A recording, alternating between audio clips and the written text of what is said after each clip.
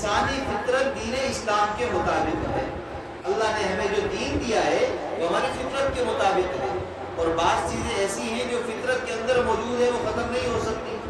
مثال کے طور پر 6 گھنٹے گزر گئے کھانا کھائے ہوئے تو 6 گھنٹے بعد آٹومیٹک بھوک لگنے شروع ہو جاتی ہے. انسان کوئی کام نہ کرے بیٹھا ہوا ہو تب بھی اس کو بھوک لگتی ہے. فطرت ہے. ایک چیز کھائی ہے جیسے وہ ہضم ہوگی تو پیٹ کے اندر پھر بھوک محسوس ہونا شروع ہو جائے گی. اور بھی انسان کو طلب ہوگی میں کچھ کھا لوں. جیسے جیسے وقت بڑھتا چلا جائے گا بھوک کی طرف بڑھ جائے گی, بھوک بڑھتی چلی جائے گی. پانی پیے ہوئے کافی دیر ہو جائے, گرمی ہو تو انسان کو پیاس لگتی ہے, اور پانی نہ پیے تو پھر وہ پیاس کی شدت بڑھتی چلی جاتی ہے. یہ فطری بات ہے. اسی طرح اللہ تعالیٰ نے دن اور رات کو پیدا کیا ہے. دن میں انسان کام کاج کرتا ہے, اپنے روزگار میں لگتا ہے اور دنیا کے کام نپٹاتا ہے. لیکن جیسے ہی آفتاب غروب ہوتا ہے تو خود بخود انسان کی طبیعت سونے کی طرف مائل ہو جاتی ہے. اس کے بدن میں تھکاوٹ آتی ہے کہ نیند کا غلبہ ہوتا ہے اور انسان سو جاتا ہے. یہ فطری چیزیں ہیں. بالکل ایسے ہی انسان کی فطرت میں علم کا حاصل کرنا بھی اللہ نے رکھا ہے. عقل مند شخص وہ ہے جو اپنی فطرت پر آ جائے, علم کو حاصل کرے. کیا مطلب؟ آپ یہاں سے سفر شروع کریں, سرجانی چرنگی چلے جائیں, پھر وہاں سے آگے سفر صدر کی طرف چل رہا ہو, راستے میں کہیں پر کوئی مجمع ہو, کچھ لوگ جمگٹا بنا کر کھڑے ہوں, تو ہر انسان گزرنے والا چاہے وہ گاڑی میں ہو, بائک میں ہو, پیدل ہو, جیسے بھی گزر رہا ہو, تو اس کی دماغ میں کیا بات آتی ہے؟ پتہ نہیں کیا ہو گیا, پتہ نہیں کیا ہو گیا. تو کوشش کرتا ہے میں دیکھوں کہ ہوا کیا ہے. اگر اس کو معلوم نہ ہو سکے تو رکتا ہے یا کسی سے معلوم کرتا ہے کہ بھئی یہاں کیا ہوا ہے. اگر کوئی حادثہ ہو جائے اور اس وقت معلوم نہ کر سکے تو پھر جا کر اخبار میں, ٹی وی پر, سوشل میڈیا پر خبر تلاش کرتا ہے کہ فلاں جگہ حادثہ ہوا تو کیا ہوا تھا. تو یہ جو انسان کی فطرت ہے نا کہ یہاں کیا ہو رہا ہے, یہاں کیا ہوا ہے, مجھے معلوم ہو جائے, یہ ہے علم حاصل کرنے کی طبیعت. اور یہ ہر انسان میں اللہ نے رکھی ہے. اب دیکھیے جو انسان دنیا کی تعلیم حاصل نہیں کرتا, قرآن نہیں پڑھتا, اس کے اندر بھی یہ طبیعت موجود ہے. تو گویا کہ علم حاصل کرنے کی جو فطری طبیعت ہے وہ انسان کے اندر موجود ہے, لیکن انسان نے اس کو لایانی کاموں کے اندر لگایا ہوا ہے. تو عقل مند شخص وہ ہے کہ جو اپنی اس فطرت کو اللہ کے حکم کے مطابق بنا لے. اور وہ کیا ہے کہ اپنی اس طلب کو, جاننے والی طلب کو دین کے سیکھنے میں لگا دے. اور علماء کرام فرماتے ہیں کہ اتنا علم حاصل کرنا کہ جس میں جائز ناجائز, حلال حرام, پاکی ناپاکی کا علم مجھے ہو جائے میرے بارے میں, کہ ابھی میں پاک ہوں یا ناپاک ہوں, غسل کے فرض کیا ہے, وضو کے فرض کیا ہے, پاک ہونے کا طریقہ کیا ہے. یہ ساری معلومات روزمرہ کی جو میری ضروریات ہیں, ہر مرد اور عورت کے لیے فرض ہے وہ اتنا علم حاصل کرے. اس لیے کہ اگر اتنا علم بھی حاصل نہیں کریں گے تو پھر نہ نماز پڑھ سکتے ہیں, نہ قرآن پڑھ سکتے ہیں, نہ ہمارا بدن حلال ہوگا, ہم حرام کے اندر مبتلا رہیں گے. مثال کے طور پر ہم پانی سے نہاتے ہیں, ہم نے سوئمنگ پول کے اندر ڈبکی لگا دی, تیراکی کر لی, ہم سمندر چلے گئے, دریا میں جا کر ہم غوطہ لگا کر آ گئے, تو کیا ہم پاک ہو جائیں گے؟ نہیں. سب سے پہلی شرط مسلمان ہو. کافر ہم سے زیادہ پانی میں ڈوبتا ہے لیکن پاک نہیں ہے. فرمایا کہ یہ نجس ہیں, ان کو اپنی مسجدوں میں نہ آنے دو, ناپاک ہے, کفر کی وجہ سے, شرک کی وجہ سے ناپاک ہے. لیکن مسلمان کلمے کی وجہ سے پاک ہو جاتا ہے باطنی طور پر, اور ظاہری طور پر جب غسل کرتا ہے تو اس کا بدن بھی پاک ہو جاتا ہے. اب جس بندے کو غسل کا فرض طریقہ ہی نہ آتا ہو, اس کو یہی نہ پتا ہو کہ غسل میں فرض کتنے ہیں, تو وہ ساری زندگی بھی بدن میں پانی ڈالتا رہے, پاک نہیں ہوگا. کلمہ پڑھنے کی وجہ سے باطنی تو پاکی اس کو مل گئی, لیکن غسل اور وضو نہ آنے کی وجہ سے ظاہری پاکی اس کو حاصل نہیں ہوگی. تو مجھے بتائیے کتنا بڑا نقصان ہو گیا. اتنے سال گزر گئے, ہمیں پتہ ہی نہیں چلا کہ ہمارا وضو ہو رہا ہے کہ نہیں ہو رہا, غسل کے ذریعے ہم پاک ہو رہے ہیں کہ نہیں ہو رہے. تو ساری زندگی کی نمازیں, قرآن, سب ناپاکی کے ساتھ جو ہوا وہ اللہ کے یہاں قابل قبول نہیں ہے.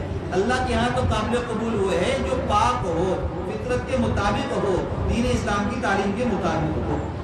تو معلوم یہ ہوا کہ علم حاصل کرنا ہر مرد عورت پر لازم ہے.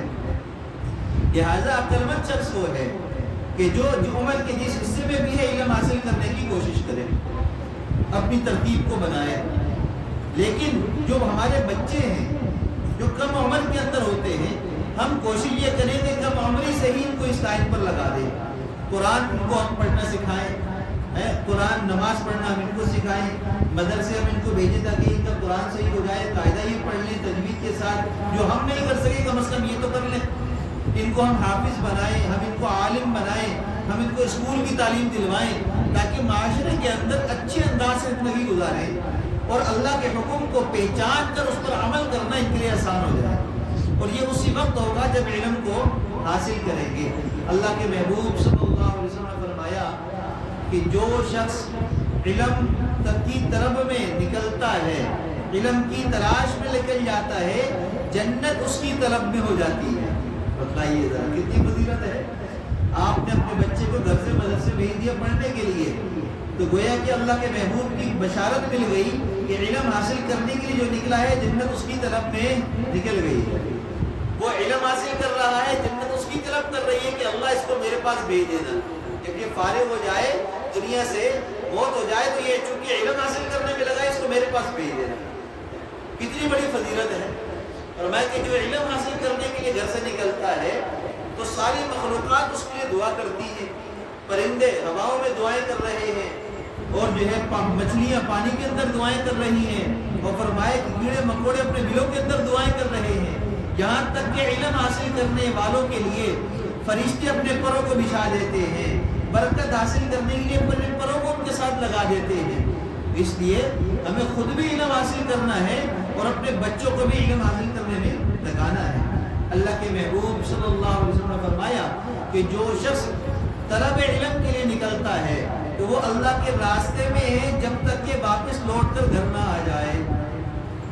اب چاہے آپ سے روزے کے لیے نکل جائے، چلے 4 مہینے کے لیے نکل جائیں، سال کے لیے تبلیغ میں نکل جائیں، یا جہاد فی سبیل اللہ کے لیے کافروں سے مقابلے کے لیے محاذ پر چلے جائیں، یا آپ علم حاصل کرنے کے لیے مدرسے چلے جائیں، یا علم حاصل کرنے کے لیے کسی خانقاہ میں چلے جائیں، یا آپ کسی عالم کے پاس چلے جائیں، کسی قاری صاحب کے پاس قرآن پڑھنے بیٹھ جائیں، جب تک علم حاصل کرنے میں لگے ہیں اللہ کے راستے میں ہیں اور اس کا آپ کو ثواب مل رہا ہے، نام اعمال کے اندر ثواب اس کا آ رہا ہے. یہاں تک کہ آپ لوٹ کر واپس گھر نہ آ جائیں، اور وہ بھی علم حاصل کرنے کے بعد. اگر علم حاصل کرتے ہوئے آپ اگر واپس آتے ہیں اور دوبارہ آپ کی نیت یہ ہے کہ مجھے کل پھر جانا ہے، جیسے ہم طلباء ہوتے ہیں جمعرات کو گھر آتے ہیں، جمعے کو پھر چلے جاتے ہیں، سال ختم ہوتا ہے شعبان میں گھر آ جاتے ہیں، رمضان کے بعد پھر مدرسے جانے کی ان کی طلب ہوتی ہے کہ مجھے پھر جانا ہے، اگلا سال شروع کرنا ہے. تو یہ گویا کہ مسلسل اللہ کے راستے میں چل رہا ہے، کیونکہ یہ گھر آیا لوٹ کر نہیں ہے بلکہ اپنے آرام کے لیے آیا ہے، واپس علم حاصل کرنے کے لیے اس کو جانا ہے. تو گویا کہ یہ مسلسل علم کے راستے میں چل رہا ہے.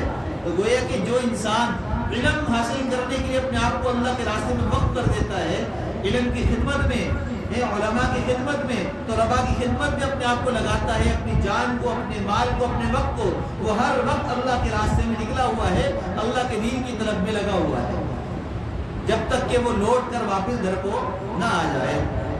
العلم نور والظلم جہل. علم ایک نور ہے اور جہالت ایک ظلم ہے، اندھیرا ہے.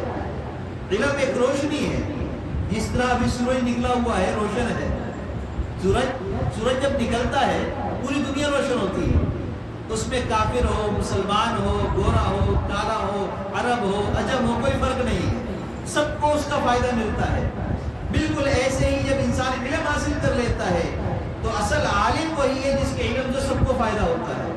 وہ یہ نہیں دیکھتا کہ یہ اپنا ہے، پرایا ہے، جاننے والا ہے، بیگانہ ہے. نہیں نہیں نہیں، یہ کون ہے اس سے غرض نہیں ہے، بس علم کو پھیلانا ہے، علم کو دوسروں تک پہنچانا ہے، دوسروں کو سکھانا ہے، خود بھی عمل کرنا ہے. لیکن سورج کی روشنی میں اور علم کی روشنی میں ایک فرق ہے. وہ کیا ہے؟ شام ہوتے ہی سورج کی روشنی غروب ہو جاتی ہے، لیکن علم کی روشنی انسان کی زندگی میں کبھی غروب نہیں ہوتی. دن ہو یا رات ہو، صبح ہو یا شام ہو، مہینہ کوئی سا بھی ہو، سفر ہو یا حضر ہو، علم کی روشنی جب برقرار ہو گئی، جب روشن ہو گئی، اب وہ آخری دم تک چلتی رہے گی. یہاں تک کہ علماء اس دنیا سے چلے جاتے ہیں لیکن ان کے لگائے ہوئے پودے، ان کے بنائے ہوئے حفاظ اور علماء اس روشنی کو پھیلاتے رہتے ہیں. قبر میں بھی اس کا فائدہ ان کو ملتا رہتا ہے. تو کتنا زیادہ فائدہ ہے. اتنے فائدے اگر دنیا میں کسی چیز کی ہمارے سامنے آ جائیں تو ہم کہتے ہیں یہ کام تو ہم نے کرنا ہے. اب ہم سب نے ارادہ کر لیے نا انشاءاللہ ہم نے کرنا ہے, علم حاصل کرنا ہے. ہم نے اپنی عمر کو نہیں دیکھنا. ابوبکر صدیق رضی اللہ تعالیٰ عنہ نبی کریم صلی اللہ علیہ وسلم کو صرف 2 سال چھوٹے تھے, زیادہ نہیں, 2 سال چھوٹے. لیکن جب قرآن نازل ہوا تو سب سے زیادہ اپنے آپ کو قرآن سیکھنے میں لگانے والے تو ابوبکر صدیق ہے.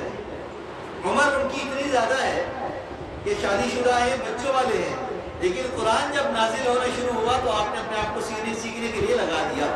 یہاں تک کہ صرف ایک سورۃ البقرہ سیکھنے میں 2.5 سال کا عرصہ لگا. کتنا لگا؟ 2.5 سال. حالانکہ وہ عربی زبان والے تھے, عرب والے تھے, عربی زبان کو جانتے تھے, تو کیا وہ قرآن کا لہجہ صحیح کر رہے تھے؟ نہیں, ان کا لہجہ عربی والا تھا. لیکن قرآن کو قرآن کی زبان میں پڑھنا, قرآن کو اللہ کے بھیجے ہوئے پیغام کے مطابق پڑھنا, اس کو سمجھنا, اپنی زندگی میں لے کر آنا, یہ اصل قرآن کا مقصد ہے. تو ہمیں قرآن ایسے پڑھنا ہے کہ جب ہم قرآن پاک کے لیے کھڑے ہوں, نیت مانے اور قرآن کی تلاوت شروع کریں, جب ہم اپنے سامنے قرآن رکھ کر قرآن پڑھنا شروع کریں تو ایک ایک آیت ہم پڑھتے چلے جائیں اور اس کا معنی اور مفہوم ہمیں سمجھ میں آتا چلا جائے. یہ ہے اصل قرآن کو پڑھنا, کہ جب قرآن میں پڑھا جا رہا ہو الحمدللہ رب العالمین الرحمن الرحیم, تو ہر ایک نماز پڑھنے والے کو پتہ چل رہا ہو کہ اس آیت کے اندر اللہ ہم سے کیا کہہ رہے ہیں, اس آیت میں ہم اللہ سے کیا کہہ رہے ہیں, اللہ اس قرآن کے ذریعے ہمیں کیا پیغام دے رہے ہیں. یہ ساری باتیں ہمیں سمجھ میں آنی چاہیے. اتنا تو کم از کم ہم قرآن کو سیکھ لیں. اگر زندگی نے وفا نہ کی, نہ سیکھ سکے, تو کم از کم لگ جانے کی وجہ سے قیامت میں اللہ سے کہہ تو سکے گی اللہ ہم سیکھنے والوں میں تھے, ہم نے اپنے آپ کو لگا دیا تھا. لہذا وقت ضائع کیے بغیر آج صحیح نیت کر لیں, اپنی مسجدوں میں اپنے قراء حفاظ علماء سے رابطہ کریں اور اپنی ترتیب بنائیں, مسجدوں کے اندر قرآن کو سیکھنے کی ترتیب بنائیں. اور بہترین راستہ کیا ہے کہ اگر عمر کا تقاضا یہ ہے کہ سیکھتے ہوئے شرم آتی ہے تو اللہ کے راستے میں نکل جائیں, جماعت میں تو کوئی نہیں جانتا, وہاں جا کر سیکھنا شروع کر دیں. جب شرم ختم ہو جائے گی تو اپنی مسجد میں آ کر سیکھنا آسان ہو جائے گا, اپنے قاری صاحب کے سامنے بیٹھ کر پڑھنا آسان ہو جائے گا, شرم بھی نہیں آئے گی, جھجک بھی نہیں ہوگی, اس لیے کہ عادت پڑ چکی ہوگی سیکھنے کی. تو اللہ تعالیٰ نے سارے راستے ہمیں عطا کیے ہیں. ایک حدیث مبارکہ کا واقعہ میں آپ کو بیان کر کے بات ختم کرتا ہوں. اللہ کے محبوب صلی اللہ علیہ وسلم نے فرمایا کہ اگر کوئی سائل دروازے پر دستک دے اور روٹی کا سوال کرے تو گھر میں جو مالکن ہے جس نے روٹی پکائی ہے وہ روٹی اپنی خادمہ کو دے اور اس کو کہے کہ جاؤ سائل کو دے کر آ جاؤ, تو فرمایا کہ روٹی صدقہ کرنے پر 3 لوگوں کو ثواب ملتا ہے. کتنے لوگوں کو؟ 3 لوگوں کو. نمبر 1, اور روٹی بنانے کے لیے آٹا جو آیا ہے جس کے پیسوں سے, جو گھر کا مالک ہے, جو کما کر لایا, آٹا خرید کر لایا, اس کو ثواب ملے گا اسے ایک روٹی کا. نمبر 2, اس روٹی کو تیار کرنے والی گھر کی مالکن, گھر کی عورت جس نے اس روٹی کو تیار کیا, بھون کر پکایا, اس کو. نمبر 3, سائل تک پہنچانے والی جو خادمہ ہے, جو بچہ ہے, جو نوکرانی ہے, وہ. نمبر 3, تو ان 3 لوگوں کو ایک روٹی کرنے دینے پر اللہ تعالیٰ صدقے کا ثواب عطا فرمایا. 3 لوگوں کو ایک صدقہ دینے پر 3 کو ثواب ملتا ہے. اب دوسری بات سنیے, حضرت علی کرم اللہ وجہ فرماتے ہیں جب کوئی بندہ کسی عالم سے کوئی علمی سوال کرتا ہے, وضو کے فرائض پوچھ لیے, غسل کے فرائض پوچھ لیے, کوئی مسئلہ معلوم کر لیے, نماز کے متعلق, پاکی ناپاکی کے متعلق کوئی بھی بات معلوم کر لی, فرمایا کہ جب کوئی کسی سے علم حاصل کرتا ہے تو اللہ تعالیٰ 4 لوگوں کو ثواب بھی عطا فرماتے ہیں, 4 لوگوں کی مغفرت بھی فرماتے ہیں. نمبر 1, وہ عالم جو مسئلہ بتا رہا ہے, جو علم سکھا رہا ہے. نمبر 2, وہ معلم جو سیکھ رہا ہے, جس نے سوال کیا ہے. نمبر 3, وہ بندہ جو ان دونوں کے قریب بیٹھا ہوا سن رہا ہے, اس کو بھی ثواب ملا. نمبر 4, جو ان سیکھنے سکھانے والوں سے دل کے اندر محبت رکھتا ہے, دور بیٹھا ہے لیکن محبت اس کے دل میں ہے کہ یہ مدرسہ ہے, یہاں پر سیکھنے سکھانے کا عمل ہوتا ہے, دل میں محبت ہے, ہر مہینے آ کر صدقہ دیتا ہے, مدرسے کے اندر چندہ ڈالتا ہے تاکہ میرا مال ان پر خرچ ہو جائے, تو وہ محبت رکھتا ہے کہیں پر بھی ہے. فرمایا سیکھنے والے کو, سکھانے والے کو, سننے والے کو اور محبت رکھنے والے, اللہ 4 لوگوں کی مغفرت فرماتے ایک مسئلے پر. اب بتلائیے ذرا جہاں پر مستقل صبح شام سیکھنا سکھانا چل رہا ہو، پڑھنا پڑھانا چل رہا ہو، تو وہاں کتنا ثواب مل رہا ہوگا. اور خرچ کرنے والوں کو بھی اللہ اس اجر میں شامل فرماتے ہیں. خرچ کرنے کے لیے کچھ نہ ہو، صرف دل میں ان کی محبت ہو، اللہ اس محبت پر بھی عطا فرماتے ہیں. لہذا آج سے ہم نے نیت یہ کرنی ہے کہ ہم نے علم بھی حاصل کرنا ہے اور علم کے راستے پر چلنا بھی ہے. اللہ تعالیٰ نے قرآن پاک میں علم والوں کی فضیلت کیوں بیان فرمائی؟ ثم اورثنا الکتاب الذین اصطفینا من عبادنا. ہم نے اپنی کتاب کا وارث جن کو بنایا ہے، ہم نے ان کو ان تمام بندوں میں سے چن لیا ہے، منتخب کر لیا ہے. تو گویا کہ جو اللہ کے منتخب کردہ ہیں وہ اللہ کے لاڈلے ہیں، اللہ کے پسندیدہ ہیں.